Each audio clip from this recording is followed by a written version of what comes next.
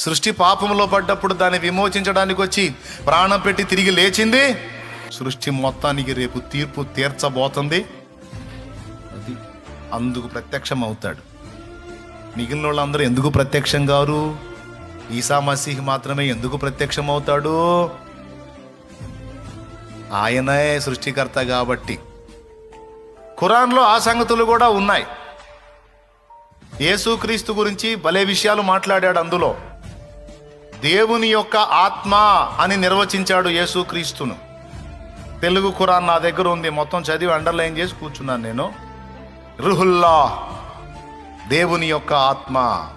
కలీమల్లా, దేవుని యొక్క వాక్కు. యేసుక్రీస్తుని గురించి చెప్పాడు. దేవుని యొక్క వాక్కు, దేవుని యొక్క వాక్కుగా అభివర్ణించబడిన ప్రవక్త ఇంకొకడు లేడు, ప్రభు అయిన యేసుక్రీస్తే ఉన్నాడు. దేవుని యొక్క